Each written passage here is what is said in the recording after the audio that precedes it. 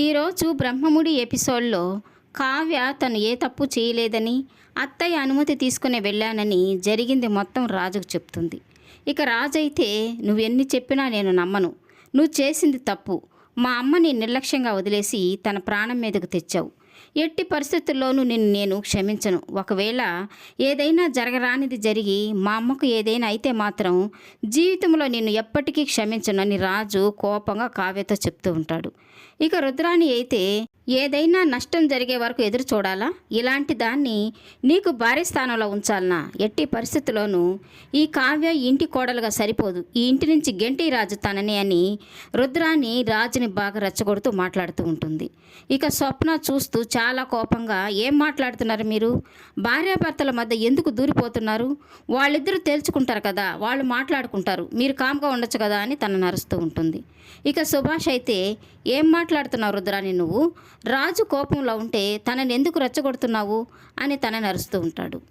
ఇక ధాన్యలక్ష్మి అయితే రుద్రాణి మాట్లాడిన దాంట్లో తప్పే ఉంది బావగారు, ఈ కావ్య ఎట్టి పరిస్థితుల్లోనూ ఈ ఇంటి కోడలుగా సరిపోదు, ఈరోజు అక్కకి ఇలాంటి పరిస్థితి వచ్చిందంటే అది తన వల్లే వచ్చింది, తనని ఇంట్లో నుంచి పంపించేసిండి అని తను కూడా చెప్తూ ఉంటుంది.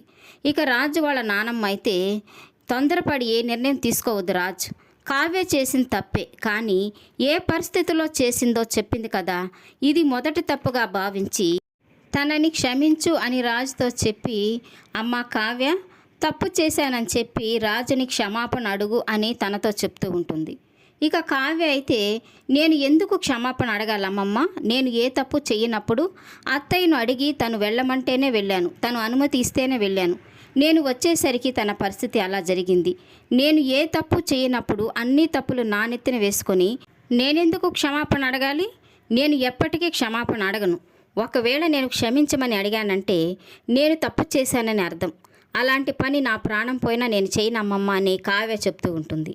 ఇక రుద్రాణి అయితే చూసావమ్మా, నీ పెద్దరికానికి ఏమైనా మర్యాద ఇచ్చిందా, నీ మాటని పూచిక పుల్లతో సమానంగా తీసి పారేసింది, ఇలాంటి మనిషినా ఈ ఇంటి కోడలుగా మీరు నెత్తిన పెట్టుకుంది, ఏ తప్పు చేయకపోతే ఈరోజు మా వదిన చావు బతుకుల మధ్య ఎలా ఉంది, ఈరోజు ఇది చేసింది రేపు ఇంకేం చేస్తుందో, ఏం చేసినా ఈ ఇంట్లో నుంచి గెంటీరని ధీమాగా మాట్లాడుతుంది, ఇలాంటి మనిషి ఈ దుగ్గిరాల కుటుంబానికి కోడలుగా పనికొస్తుందా, ఇప్పుడే తనని ఇంట్లో నుంచి గెంటి పారేస్తానని తన చేయి పట్టుకుని లాగబోతూ ఉంటుంది రుద్రాణి. ఇక కావ్య కోపంగా రుద్రాణి చేయి విదిలించుకొని, నన్ను గెంటేయడానికి నువ్వెవరు, నీకు ఏ హక్కు ఉంది, నీలాగే అందరూ మొగుడిని వదిలేసి పుట్టింట్లో పడి ఉండాలా, ఇక్కడ ఎంతమంది ఉన్నారు, అన్నీ వింటూ ఉన్నారు, ఈ తల్లి కొడుకులు ఎన్ని పాపాలు చేశారు, ఎన్ని నేరాలు చేశారు, అలాంటి వాళ్ళు నన్ను గెంటేస్తానంటే అందరూ చూస్తూ ఉన్నారా, ఏ తప్పు చేయని నన్ను అసలు నేను ఎందుకు వెళ్ళిపోవాలి, తనని ఎందుకు వెళ్ళిపోమంటున్నావు అని ఒక్కరైనా అడగరా అని కావ్య అందరినీ అడుగుతూ ఉంటుంది.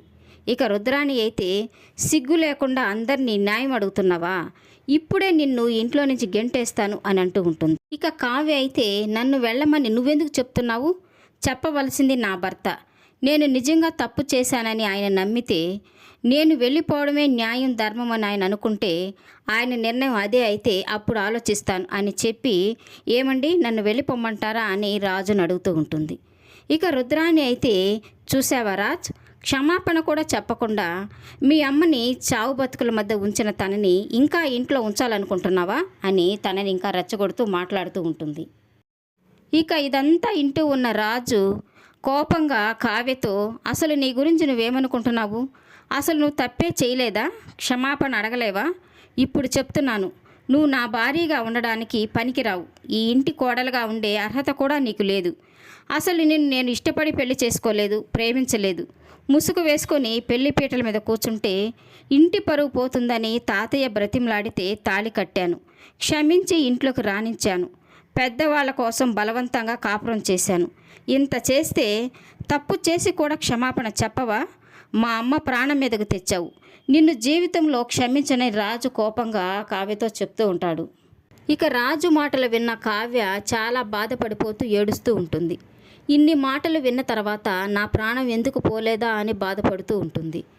నా మనసు తెలుసుకొని మీ మనసు మార్చుకొని ఇష్టంతో ప్రేమతో నాతో కాపురం చేస్తున్నారని అనుకున్నాను, నా కాపురం గట్టెక్కిందని సంబరపడ్డాను, కానీ ఇదంతా నాకు తెలియదండి, మీ మనసులో నాకు చోటే లేదని తెలుసుకోలేకపోయాను పిచ్చిదాన్ని. నా భర్త భార్యగా నన్ను ఒప్పుకొని ప్రేమగా కాపురం చేస్తున్నాడని అనుకున్నాను. నా మీద నాకే అసహ్యంగా ఉంది. నేను తప్పు చెయ్యలేదు అని వాదించానే తప్ప నా మీద ప్రేమ లేని మనిషికి ఎన్ని చెప్పినా వృధా అని తెలుసుకోలేకపోయాను. ఎవరో చెప్పారని నన్ను ఈ ఇంట్లో ఉండనించి నాకు ఇంత అన్నం పెట్టినందుకు మీకు శతకోటి వందనాలు.